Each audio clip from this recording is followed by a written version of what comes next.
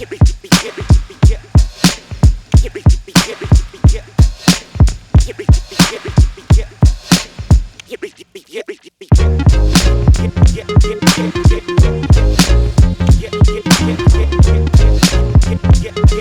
guys, welcome back to another episode of MD Workshop. On today's episode, my brother actually works on my dad's Polo 9N. Yeah, I think it's a 9N. The 9N 1.4 TDI, so it's front discs, rear drums and shoes. So the handbrake had pulled up all the way, but more worryingly, my dad's, when he braked, he said his foot kept on going. So that tells us that there was probably a leak somewhere, but the braking was also not as good as what it was supposed to be. So what my brother and I did was we went and bought new drums and new shoes. We also bought new handbrake cables, but I actually caught on camera Matthew discussing, if you're going to be replacing your drums and shoes, what you need to do.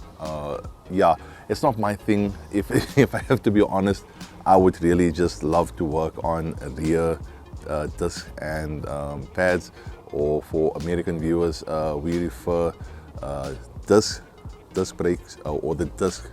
You guys call it rotors, we call it disc.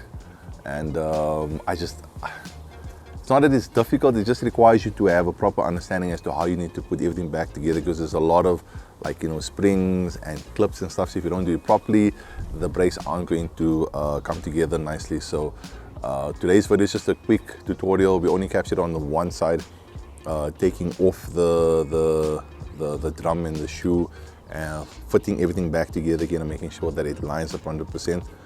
So if you have a car, or if you do plan on buying a car that does have that type of setup, hopefully this video will help you guys. But yeah, let me know what you guys think. With that being said, let's jump into that video.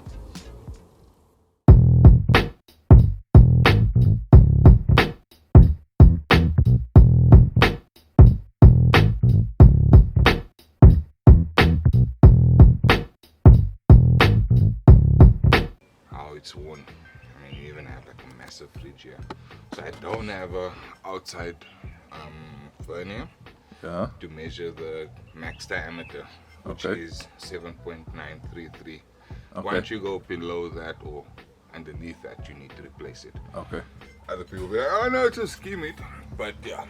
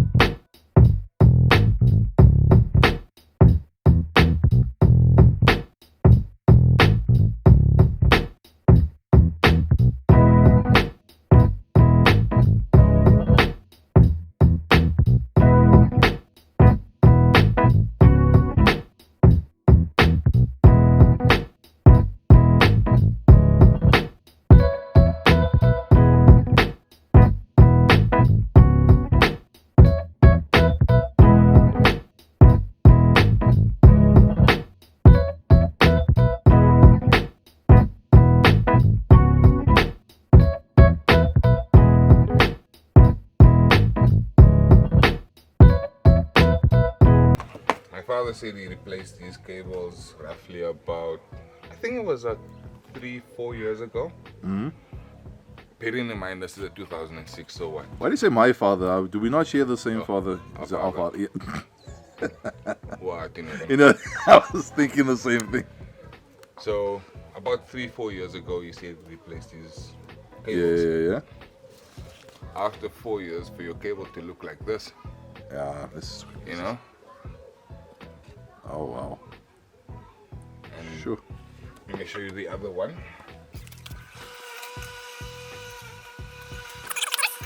I mean, look at that there. So it's still the old one, huh? This is the old one. Yeah. I mean, you got the casing that's also brand. And this is what the new one looks like. I mean, look how this cable is. Yeah, definitely. And look at that. You know. Hella fresh. So either the aftermarket parts just don't last long, or they just haven't been replaced. You have a theory? Tell us in the comments what you think. Okay, yeah. I think that's a good I option. think that's the best option. Yeah. Y'all give us a reply and tell us what you think.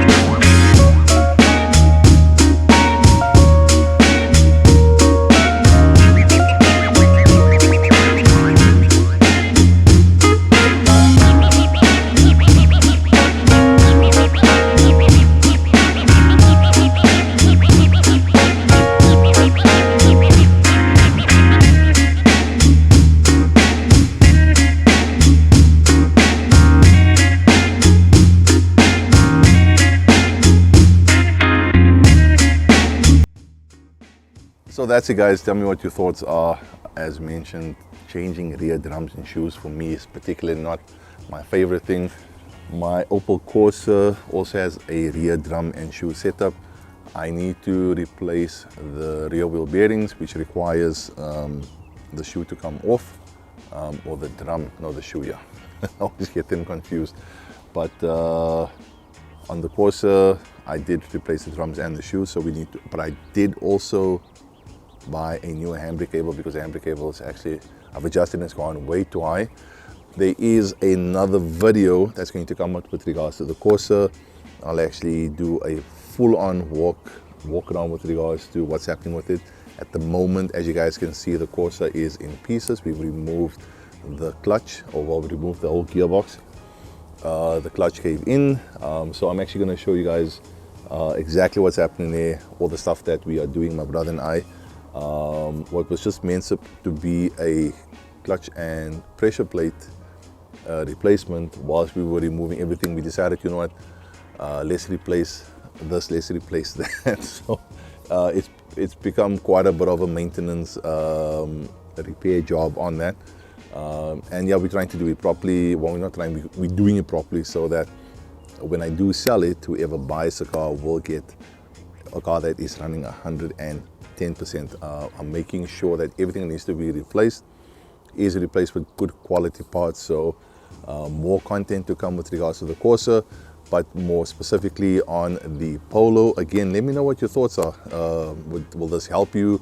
Have you changed the rear drums or the rear shoes? And also tell me what you thought about the commentary, Matt's commentary with regards to the previous people that worked on the car. If you haven't done so, guys, please consider clicking the subscribe button and then hit that notification bell. That way you won't miss any of my future uploads. Also, if you haven't done so, please consider clicking the like button if you like this video, if you like the format of it, or if you like to see these type of videos or tutorials, let me know. I'll see what I can do to make them happen. And most importantly, guys, to you and your loved ones, please stay safe out there. I'll see you on the next episode.